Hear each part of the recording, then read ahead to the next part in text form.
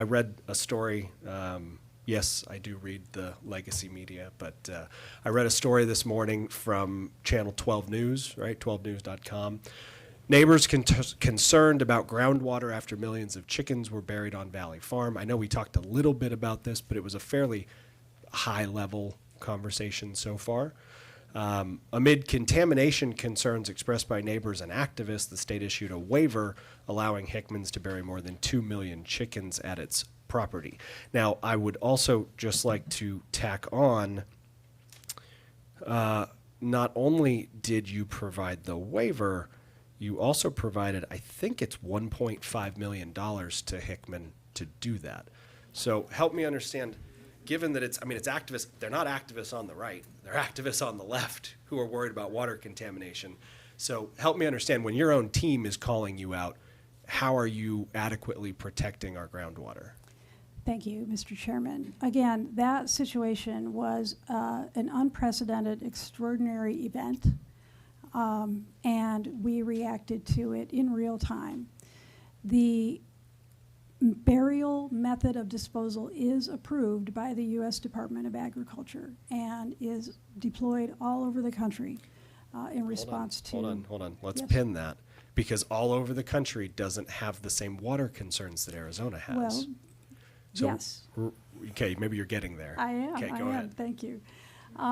So it is an approved method per USDA, but in Arizona, we have a unique statute called the Aquifer Protection Permit Program that, again, because every aquifer in our state is designated for drinking water use, we must protect our groundwater supplies. And that's what the APP program is about.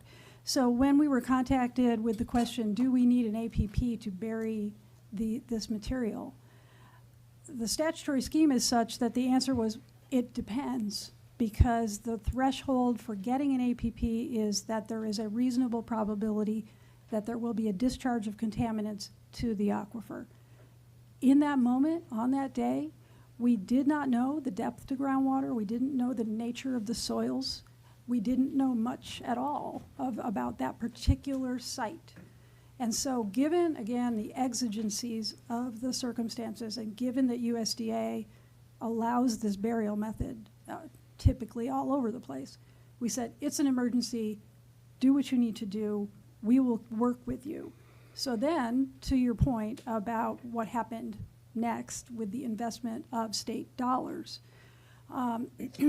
we determined that the possibility of an aquifer protection permit being required was pretty likely, not for sure, but based on the limited information that we had, it is possible that an APP is going to be required.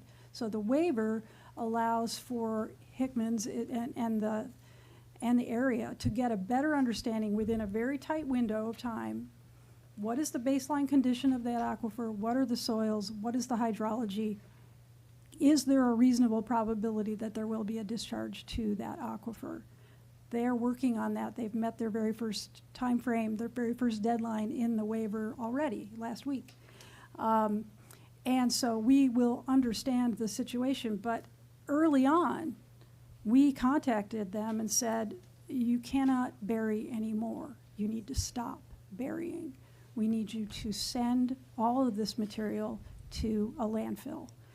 And but why wasn't that the initial response? I mean, why even take the risk? I mean, by your own admission, when you initially said yes, you didn't know the extent, right? You didn't know, excuse me, depth to the water. Right. So why give them I mean, that, like, no offense, but that seems like the epitome of bad government, right? Like, it's reminiscent of the Nancy Pelosi, right? It's like we have to bury the chickens to see what happens with the chickens. Thank you, Mr. Chairman. We had to bury the chickens because they were already depopulated. It was extremely hot. They were decomposing. The working conditions were extraordinarily difficult. This was a way to deal with it quickly and temporarily so that we could pivot to the landfill scenario. It took us days to mobilize, to get the trucks and the contractors and all the equipment necessary to do that landfilling work. It wasn't something we could just say, start tomorrow. I want to key in, you said temporarily. What do you mean by temporarily? So by state statute, this is a temporary waiver. And it is a 90-day waiver that allows time for us to get our arms around the hydrologic situation in that area where that burial occurred. And that when we get through all of the milestones that are set forth in that waiver over the 90-day period, we'll have a much better understanding of whether an APP is required. I can't say for sure that it is, given what we know today. And so in that situation, so again, temporary, just kind of keying in on that term. So assuming that the hydrological situation is not appropriate for the 2 million chickens to be buried there, they dig them up. Is that something that ADEQ will require? Mr. Chairman, that was contemplated, that was discussed. Given the USDA requirements for the operation to resume there, we had to come up with a solution that would allow the chickens to remain in place. And so To what that point, Yes, sir. what operation to resume? The handling the chickens or the reestablishment of a poultry facility? The process that USDA requires to reestablish egg operations, for lack of a better term. I did have the opportunity to go to the site and see what was occurring there, how difficult a working environment it was, in the heat, with protective equipment.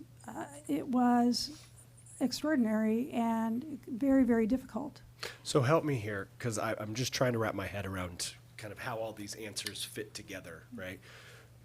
So it was temporary. It was a temporary waiver, 90 days, so that you could assess the hydrological situation at hand, okay, and whether there would be any risk to our water. But then I think I just heard you say, and correct me if I'm wrong here, I think I just heard you say that, well, it's not really temporary because we determined that it has to be a permanent grave site for those chickens. Is it? Did I hear that right? Yes, Mr. Chairman, let me explain. The APP, the temporary waiver of the APP, will characterize the site and determine the probability of a discharge to the aquifer. If we determine that there will be a discharge to the aquifer, then we will require that operator to intervene with a remedial approach. This will transition from an APP to something else, which is a remedy To the at point. that site. In one of my first town council appearances back in New Jersey, we had a issue with a landfill. I mean, as far as I know, the only way you remediate pollution going into the aquifer is to put a liner in. What exactly, how could you do that without remediating? Well, and what? Keep that question in mind. But was a liner required as a condition of your waiver? Mr. Chairman, it was a temporary waiver. In a perfect world, they Do- would have do- had an APP do that you would remem- have a liner. Hold on. But Do we you needed to remember the bury do them. you remember the question you answered that we emailed about yes or no? Yeah, right? yes, sir, yes. Was a liner required with the temporary waiver as a No. condition of getting the waiver? No.